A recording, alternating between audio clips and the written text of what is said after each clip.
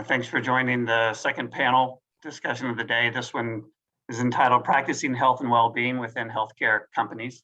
My name is Pearce Weaver. I'm a Senior Vice President, Fidelity Investments, and I'm an advisory board member for CBOH, and very excited to moderate this panel today. Super excited too to hear from three different areas within the healthcare area. We have a hopefully to be joining us soon a healthcare company, health insurer. We have a biotech firm, and we also have a provider organization that will be sharing thoughts with us. I'll give you just a quick overview of the panel, and then I'll let the panelists introduce themselves and share a little bit about their organizations and the work they're doing. So recently, more and more healthcare companies are placing health equity and well-being sort of front and center in their business strategies. And I think it does represent a little bit of a shift from what we've seen historically, that employers are really trying to do more and more to enhance the overall well-being for their workforce, and also for a lot of the communities within which they work and various partners as well. Our panel will really discuss sort of how their companies are taking on some of this additional responsibility and how they're trying to impact these areas of well-being, health outcomes, and health equity. So with that, I'd like to extend a big thank you to our panelists, and would like you all to just take a couple of minutes to, again, share a little bit about yourselves, your background, the work you do at your organizations. I think that'd be helpful to get us started. So Stefanie, would you like to kick us off? I'd be happy to. Good morning, everybody. My name is Stefanie Simmons. I'm a physician trained in emergency medicine at University of Michigan, go Blue. And I am the Vice President of Patient and Clinician Engagement for Envision Physician Services. So I represent and care for 27,000 clinicians who practice medicine in 44 states and collectively care for 32 million patients. To give you an idea of what that looks like, our clinicians cared for about 15% of all patients who were treated for COVID during the pandemic. We are primarily in hospital-based specialties, so EM, anesthesiology, critical care, hospitalist medicine, women's and children's radiology.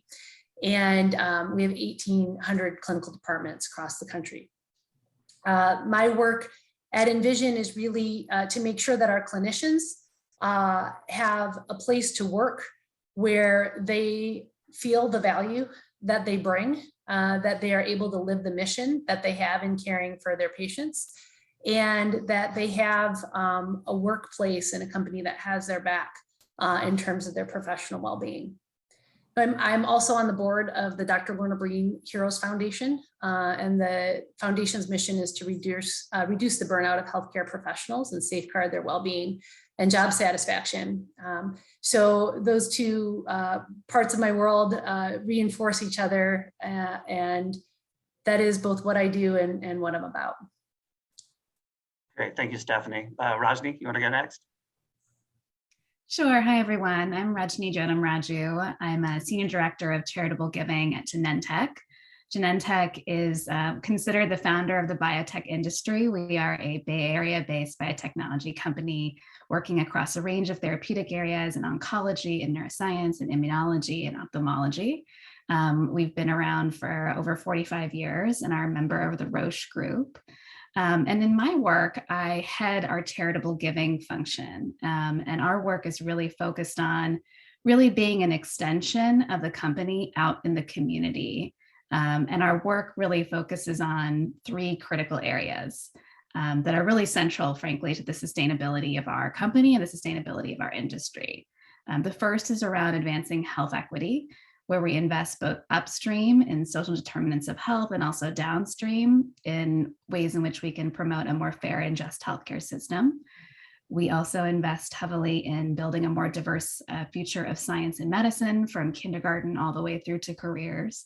And we support the communities in which Genentech has a significant footprint as an organization. We are a company of upwards of 12,000 employees, predominantly based in the San Francisco Bay Area, but also all around the country. And I am coming to you from Oakland, California. Thanks for having me. Great, thank you very much. Anita? Yeah, well, good morning, Pearce, and great to be here. Great to be a part of this panel. Anita Bachmann, the CEO of UnitedHealth of North Carolina, where we serve approximately 1.3 million North Carolinians across the entire state of North Carolina. UnitedHealth North Carolina is a part of a larger organization, UnitedHealth Group, that serves over 46 million individuals across the United States and also in other countries.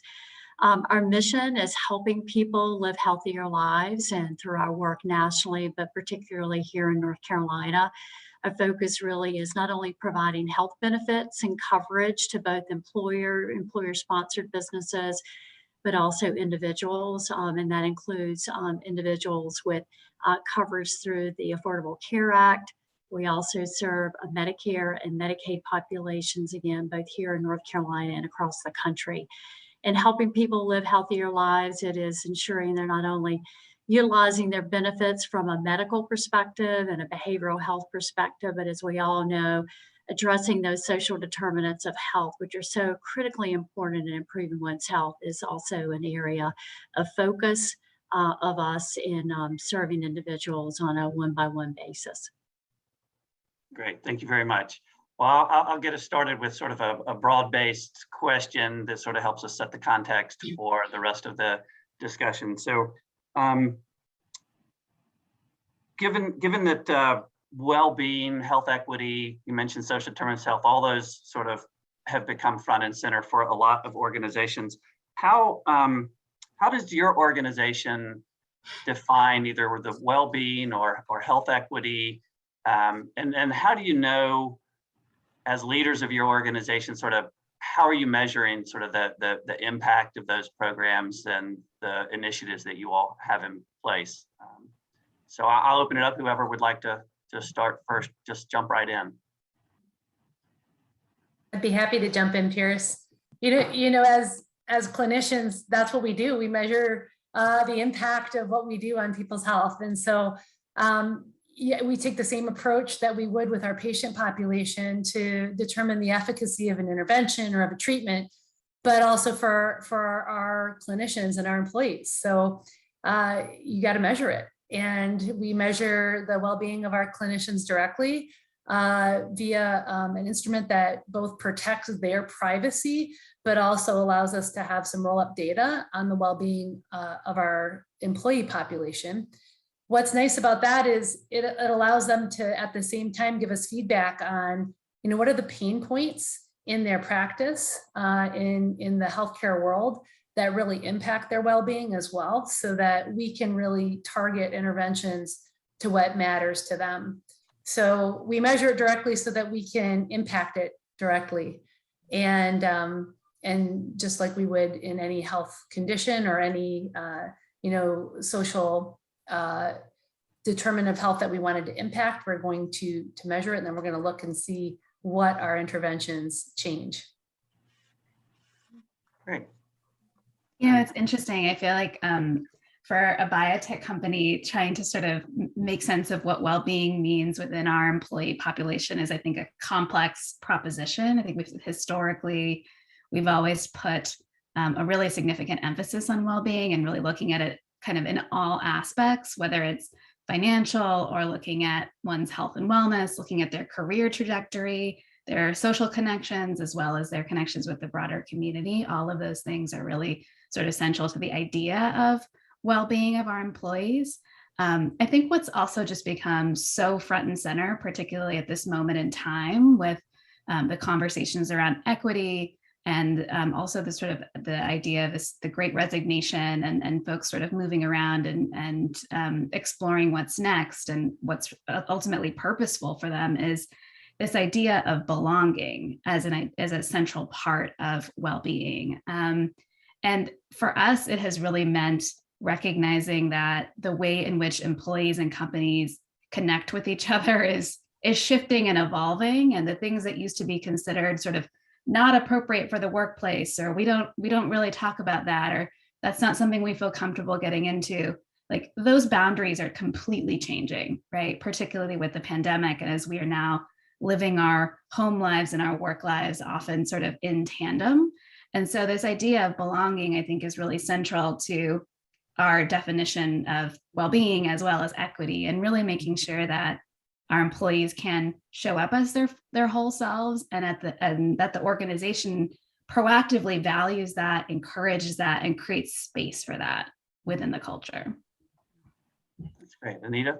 Yeah, I would just add to that, maybe not to repeat what Rajni said, because I absolutely agree with it. I think as we think about really two things, one is how we measure employee well-being. I think Rajni hit it well. It's really a sense of belonging. And being able to come into the workplace and be themselves, be who you are, right, every day when you come in. And so many activities and programs that we utilize in supporting the employees that come in. And then also as we think about our employers, those that we're serving each and every day, our employers, our members, very much the same, them feeling like they do belong, that they are being cared for. Again, not only their medical and their behavioral health needs, but those social determinant of health needs. Some of the metrics that we use in measuring that is not only kind of the medical indicators of how well they're doing, but also evaluating kind of their social needs and making sure their social needs are met. You know, one of the reports that we use quite often is the America's Health Rankings report. There's several reports that come out on an annual basis that really look at, I'd say, the health of a community and the health of a state. Again, those traditional medical metrics like access to care, the prevalence of diabetes, but it's also measuring things like workforce, right? Who has the sufficient training to be able to get a job? Who has a job? How many individuals have access to and are using in living in affordable housing? So there's so many metrics that are available, again, that we track not only internally, but we're using external sources to really measure the well-being of individuals, but also the well-being of a community. Oh, that's great. And, you know, Rajni, you mentioned the pandemic and what we're seeing as they're calling the Great Resignation. Stefanie, I guess for you as you know, the front line of all of this, what has really changed and what has been the impact of the pandemic to your workforce over the last 18 months to 2 years? How much time do you have, Pearce? You know, it's interesting, even before the pandemic, our clinicians were facing significant headwinds in their workplace with regards to the complex administrative burdens that they were facing to provide care, regulatory burdens, and also just frankly, the type of work they do. So I always say, like, my most stressful day with this jacket on, sitting in this chair, doesn't even register on the scale of my most stressful day with my white coat on, caring for patients. So even before the pandemic, you know, professional well-being, making sure that we're caring for our clinicians was critically important. And then the challenges of the pandemic have been challenges not only of degree of the pre-existing challenges, but also of type. We saw just a massive increase in the amount of critical care, critically ill patients, which, you know, is a change in a degree of what we usually do. But there was also a change in the type of stressor. For instance, you know, as a critical care provider that you're going to be caring for very ill and dying patients. And you know that part of your role is to be able to help the families and the patients through those events with humanity and grace. And when the family members can't be at the bedside, when all of a sudden the way that you've been able to help patients and family members through that changes so radically, and you're trying to get people to the bedside of their critically ill loved ones via iPad, right? That's a wound to our clinicians, because it damages their ability to practice in a way that is consistent with their humanity. So you have that change, and then you're working just massive amounts of time to be able to care for the number of critically ill patients, often being deployed across the country to areas of critical need. And then I don't need to describe the shifts in the landscape of how the pandemic has been viewed, how clinicians have been viewed, how decision-making around care and vaccination and delivery of care have shifted rapidly. So in the middle of delivering all of that critical care to patients in very demanding situations, the whole world has been a whirlpool around our clinicians in the meantime. So, they didn't have a big shift in where they work. They're still in the ICUs, they're still in the ERs, they're not dealing with work from home, but also they still have families and maybe kids that were out of school for 18 months or unable to go to daycare. And so we've seen in our nurses and our doctors, our techs, all throughout the healthcare system, clinicians facing huge barriers in their home lives to even be able to do the now very much more difficult jobs that they are doing at work. No, very helpful. And then, we talked a little bit about these changes over the last couple of years. Have there been any things in your organizations that you've either reprioritized as it relates to well-being or programs you've put in place that you didn't have before? And maybe talk a little bit about some of those things, and then which of those do you think probably carry forward as we hopefully come out of this pandemic, and then maybe do things shift a little bit? And then Rajni, I don't know, even just talking a little bit from the charitable side, have you thought any differently about sort of the broader health equity and some of the things you're supporting from the charitable side? So kind of a big question, but whoever wants to jump in. Rajni, would you like to? Sure. Well, I mean, just getting to the first part of your question, Pearce, on sort of what has been amplified, I think mental health and, sort of, Stefanie, as you were describing the challenges of the frontline providers, this idea of trauma-informed care, I think is really central to how we think about the future of supporting employees, supporting healthcare providers, beyond sort of the long tail of this pandemic. At Genentech, we've always evolved our mental health offerings to reflect the newest resources and to ensure that folks have support sort of in real time. But with COVID-19, we've really expanded those offerings to offer comprehensive support across kind of every stage of the mental health continuum, from thinking about prevention to talk and text therapy to medication management. We've looked at a range of different types of tools and supports. We've also looked at how we can empower and support our employees to be mental health champions. And we have over 300 volunteer mental health champions that spend part of their time with their manager's permission to really make sure that their colleagues understand these resources and are making use of them. And so I think that's really amazing to see the acknowledgement and the investment in mental health and well-being as sort of a critical part of how we support our employees. And I think that sort of theme and the notion of that also expands into how we engage with the external world, whether it's through the way in which we partner with health systems, to how we think about charitable giving. We have significantly, we really increased the flexibility of our approaches over the course of the last year to really make it easier for grant seekers and for our existing partners to kind of navigate and pivot their efforts or extend their timelines as a result of the pandemic. And I think now we are really thinking critically about how we really make sure that we are resourcing our partners appropriately and effectively to take care of themselves and to do the work in a more sustainable fashion, perhaps in a way that we just are so much more heightened to than we had been before the pandemic. Oh, that's great. Anita? Yeah, I was just thinking about kind of what has happened over the last 2 years. At one point in time, as we thought about workforce development, many people wanted to work from, and a small percentage were working from home, right? That virtual environment.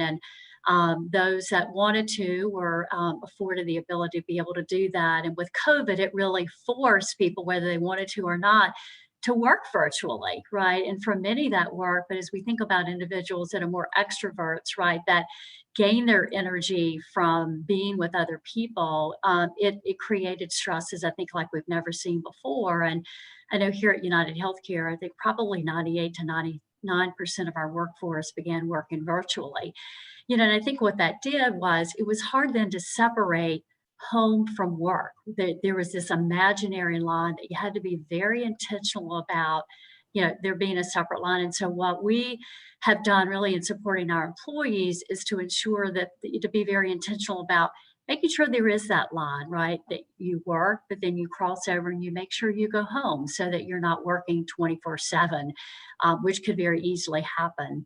And I think as Raj mentioned on the behavioral health side, so critically important, right? Given the stresses that people are feeling, isolation, that those behavioral health services are made available. And so many of the things that we began to do, not only for our employees, but also for the members that we serve, is making those services available through virtual visits, apps that are now available that 24/7 to be able to access counseling services, be able to talk to someone, and those services are being used at an all-time high, which we are glad to see that people are reaching out and they're taking advantage of those services. Right. Absolutely. I love hearing that theme. So Rajni and Anita, you guys both talked about access to mental health services, and that is certainly, we've seen both our clinician and our clinician support teammates accessing mental health and counseling resources at higher rates, as you mentioned, and really including expanding our access to mental health care, also expanding off cycle access, whether that be text or message-based therapy, online therapy. It's interesting, when I think of well-being, I think of a pie, right? Like 2/3 of that pie are outside of the individual. It's the work environment, it's the stressors, the expectation, the support, how we can change what we do to really support and lift up our clinicians and our employees. And then there's maybe 1/3 of that pie or even less, which is helping to provide them the resources that they need to increase their ability to deal with those stresses and pivot and be flexible when those stressors come. So we've really looked at both sides of the pie,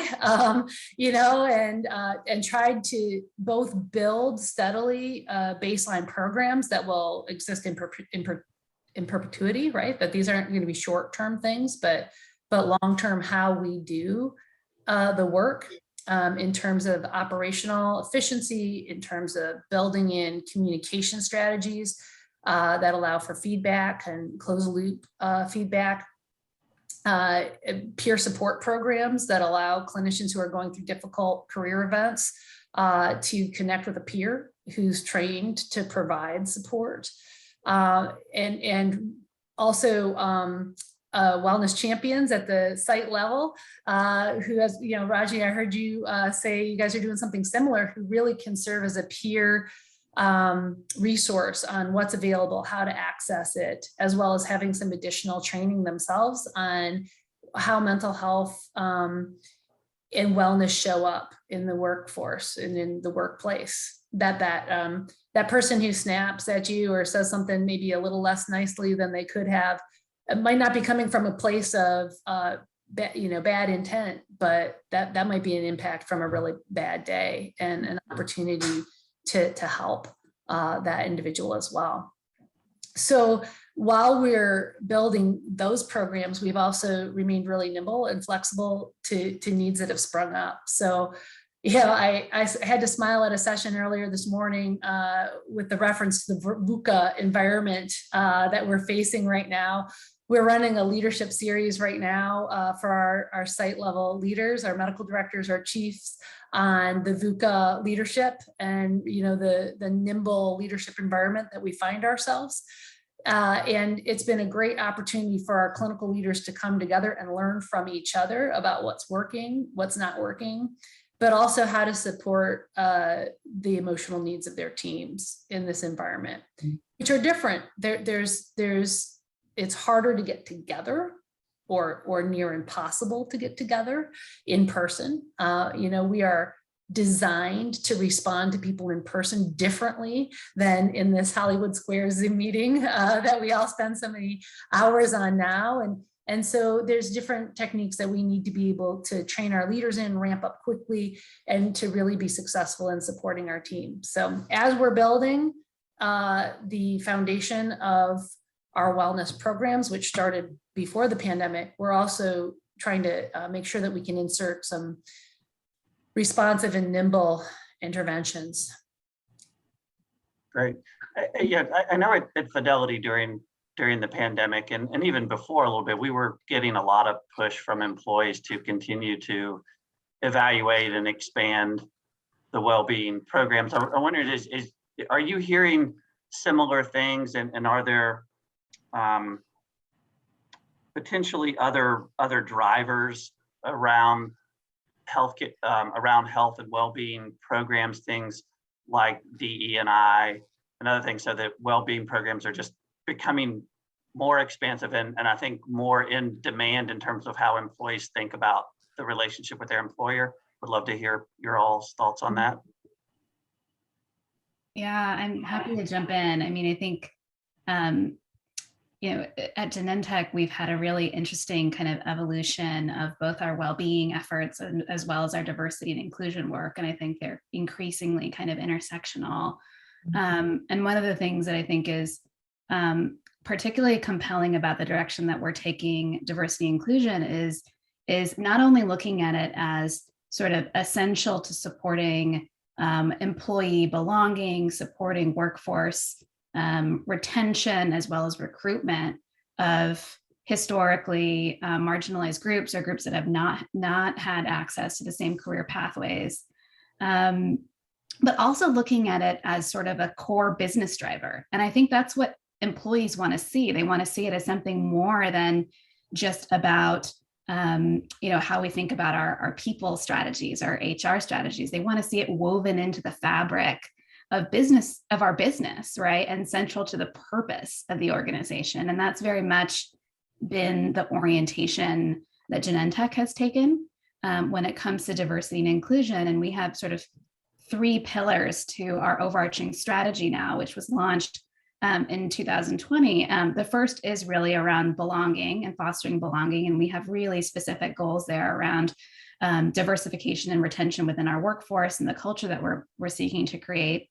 The second pillar is actually looking at how we can advance more inclusive clinical research and promote health equity through our core business strategies. And I think there's a lot that's really exciting there that also creates opportunity for activation of employees across a whole range of functions, whether you're working in a clinical development team, whether you're a marketer, whether you're in government affairs and policy, whether you're a field-facing employee, or whether you're in charitable giving like me.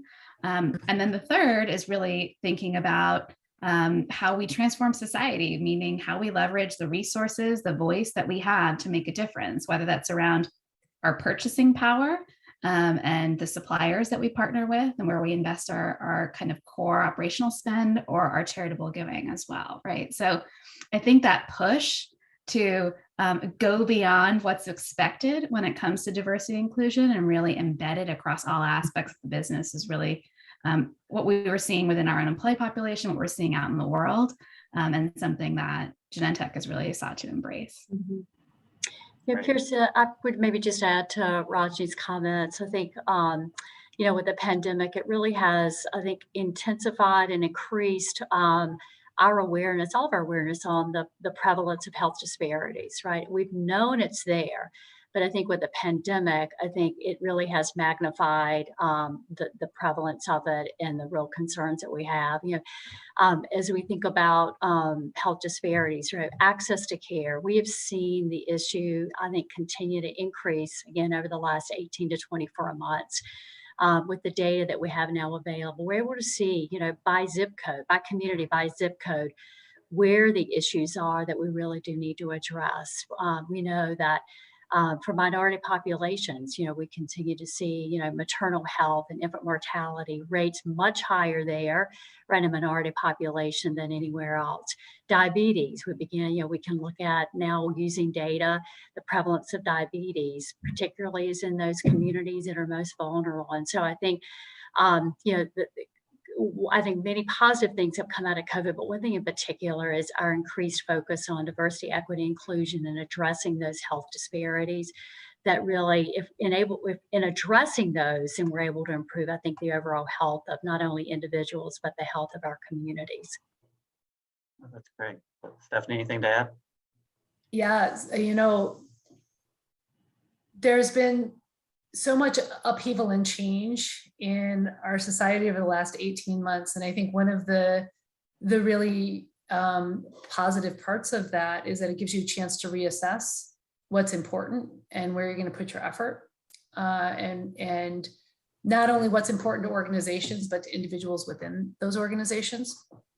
So, we have developed a DEI advisory board and are certainly looking broadly across the organization at our employee recruitment, engagement, development, advancement, as well as, developing awareness of diversity in our company and creating a supportive environment.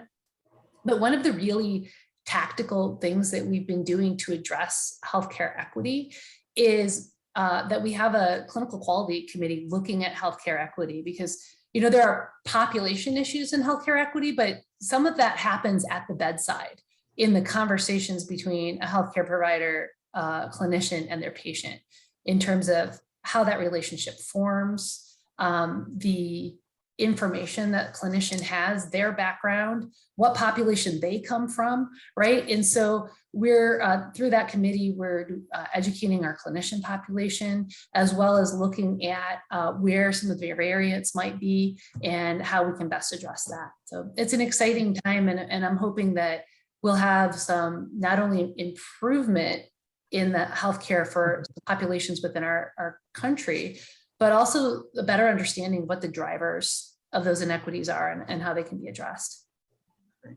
And I know we have some social determinant of health questions here, but each of you talked a little bit about how you interact with the communities where you are and how you can drive better health outcomes, well-being. Maybe if you could maybe talk just a little bit more about some of those community partnerships, how they're working, how you see those evolving maybe over the next several years, because it feels like to me that, especially as we start to get into more of that discussion around social determinants of health, there's sort of this sort of shared wallet thing, that investments you might make actually benefit other constituencies more than your organization specifically. And those sort of things become very, very important. So we'd just love to hear if you can share maybe a little bit more details on what you're doing around some of the community-based health and wellness. Pearce, it's Anita. Maybe I'll start out, and maybe before talking about some of the community partnerships, maybe step back and just some of the things that we're doing at UnitedHealthcare, just in terms of benefits. Again, knowing that 80% of an individual's health is associated with those economic and those social benefits, we want to make sure that those needs are addressed. And so some of the things that we have been looking at and actually have available in some of our benefits packages are things like transportation benefits, so that that member knows that they can get to that doctor's visit, they can go pick up their prescription and have that to take. Benefits related to wellness and incentives associated with exercising every day, or if they're a diabetic, seeing that their hemoglobin A1C is decreasing, a little bit of an incentive, right? That little nudge, right? To be attentive to their own health and an incentive for improving that health. So those are some of the things we're doing, again, just from a benefit offering standpoint. And then from a community standpoint, again, using just all the data that we all have available, is really looking at what are the social drivers by community, even by zip code, and really partnering in the community to make those investments. So, looking at where there are food deserts, North Carolina has been, I think, one of the states with a high food insecurity and prevalence of many food deserts in the country. And so using that data then and being able to partner with organizations like food banks to not only provide access to good, healthy foods, but also have funded mobile units so that mobile units are driving into those communities, providing food, but also teaching individuals how to prepare those foods in a very safe and healthy way so that there's that sustainability on a long-term basis. Access to healthcare is another area that, knowing that when 80 counties of our 100 in North Carolina are deemed to be rural, and knowing that access to healthcare can be, a determinant in one's health. And so partnering with organizations, Moses Cone Health System right here in Greensboro, we partnered with offering a mobile unit that now goes into those areas and providing preventive healthcare services, those COVID vaccinations, those flu vaccines for an individual that may not be able to get to that doctor's office. We talked a little bit about behavioral health and access to behavioral health, and a partnership in Eastern North Carolina with the ECU School of Medicine, addressing not only maternal but infant health and providing access to those behavioral health services through telehealth. So some of the things that we've seen results, I think you asked about results. So with that partnership with ECU School of Medicine, I think over 20,000 individuals have been served through the telehealth services. We've seen over 7,000 hospitalizations actually avoided because that individual is able to get that primary care and or those behavioral health services and avert an emergency room visit or even a hospitalization. So I've been really pleased with those partnerships. I think the reality is none of us can do it alone.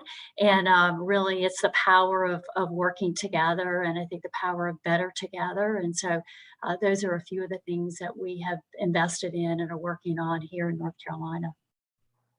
That's great. I love that.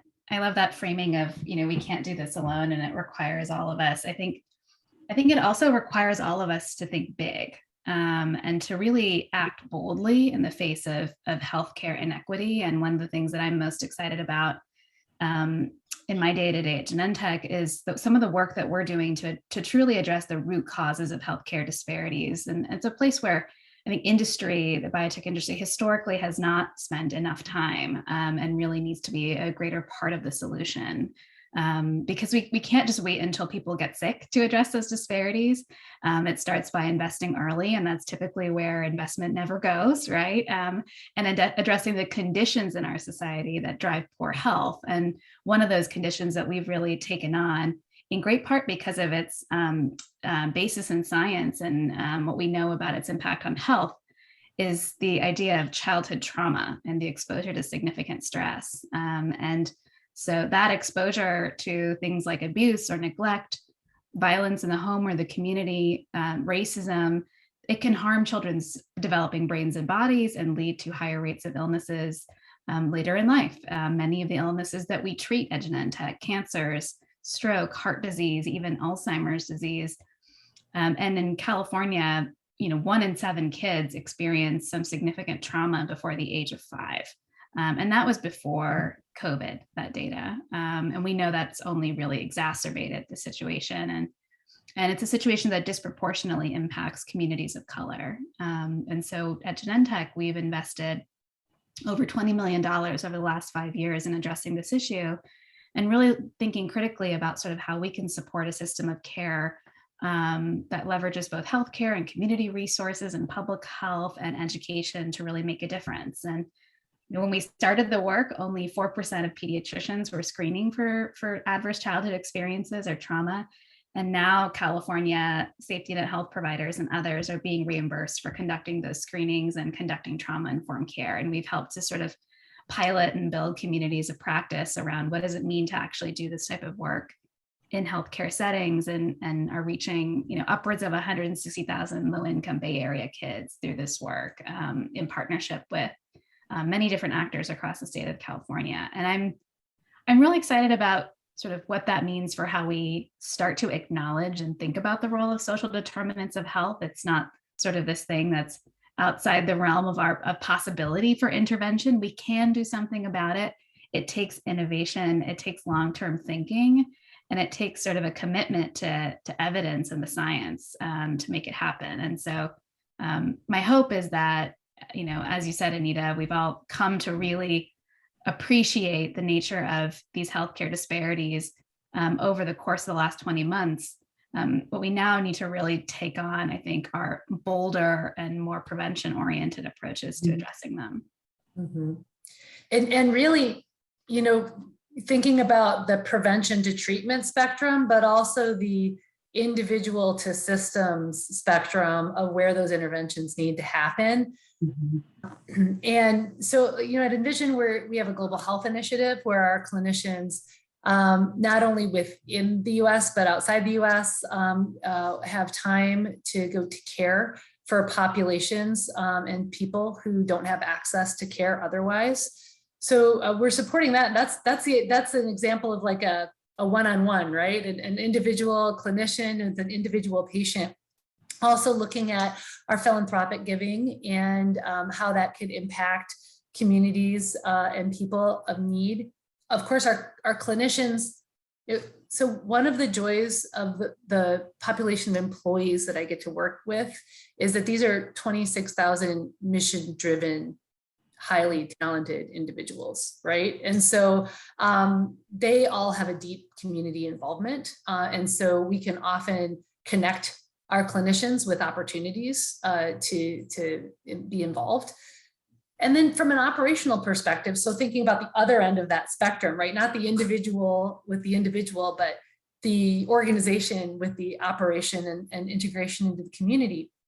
You know, we really work in areas to integrate with EMS and with outside healthcare providers to make sure that patients are getting care in and where they need it, right? And so sometimes the ER is the best place to get care with the intensity of resources, and sometimes we can really help patients get to the right spot. And so thinking about, you know, how can we make sure that we're integrating those operational perspectives to really benefit patients from all different backgrounds across our communities. So, you know, it's at the individual level, it's at the systems level, and it's at the individual employee level, and then at the large organizational level as well. Great. I know we're getting close to time, and there was a question that came in, Rajni, it was directed toward you. It was sort of multifaceted. I think we've hit on most of it. It was interesting. They asked a little bit about sort of where fraud, waste, and abuse fits in, you know, because that could obviously impact a health outcome, well-being, that sort of thing. Are there anything that your organizations are doing related to fraud, waste, and abuse to really sort of make sure that you're promoting the right types of health outcomes and well-being? I think, you know, one of the things that we are really deeply focused on is how do we actually support interventions that help to build deeper trust with the healthcare system, as opposed to perhaps, you know, being as fixated on the ideas of fraud, waste, and abuse. I think, you know, we have been really innovative in actually surveying medically disenfranchised patients from low-income communities, those who have faced significant barriers in access to care, Black, Latinx, and LGBTQ communities, to understand their perceptions of the healthcare system. And in one of our more recent studies, we found that, you know, over half of these patients, of medically disenfranchised patients, actively believe that the healthcare system is rigged against them. They interrupted their care, they skipped follow-up appointments, or stopped seeking care because of fear that they were not understood. And 1 in 3 medically disenfranchised patients don't participate in clinical trials, don't get vaccinated, and don't get tested for medical conditions due to lack of trust. And so I actually think, to sort of flip the question, I think it's less about sort of, from my perspective, sort of overutilization or fraud and waste, and more about how we think critically about the idea of rebuilding trust with the healthcare system, that I think is so central to the idea of promoting equity and addressing some of these deeper determinants of health, It's a really big proposition. Clearly, it's something that we are all living and experiencing and seeing every day within the context of COVID-19 and COVID-19 vaccination. And yet, this idea of lack of trust, I think in many ways has been so justified, right? And so we need to look at all aspects of healthcare and really examine why those breaches of trust may have existed and seek to repair them in partnership with patients and communities. So I think working hand in glove with those who have been so marginalized by healthcare to advance solutions is, I think, where we have the greatest opportunity for impact, as opposed to looking at how we can sort of further police that broader healthcare system. I love that answer. Great. Any ads from Anita, Stefanie? No, I thought that was great. Pearce, just real quick, I Sure. think it has to be both. So, I always like to say we need to work with our patients and communities to understand and address their concerns and really provide excellent care. We also need to make sure that we're living up to the expectations of those communities in terms of how we're doing our business, right? And so, I think it's a yes and. Yeah, no, I think that makes perfect sense, and I know we're starting to run up on time. I just wanted to extend a big thank you to the three of you for joining this panel. I think it's been a wonderful discussion, and I love that we've been able to sort of really broaden it out to think beyond just what your organizations do for your employees, but how you're interacting with your community partners, and from the provider community side. I think all of that is so important for employers, providers, and everybody that this isn't going to get solved by one entity within the healthcare ecosystem. So congratulate you all on all the great work you're doing. And thank you again for being part of the panel. We really do appreciate it. And I'm sure that all of the folks that joined us today learned a ton. So thank you. A couple of housekeeping things. So we'll take a break here and be joining back at 12:15 for the Dean Speaker Series Keynote with Gina, Bertasi, founder and CEO of Kindbody. So that'll start at 12:15. But again, thank you all very much and have a wonderful weekend.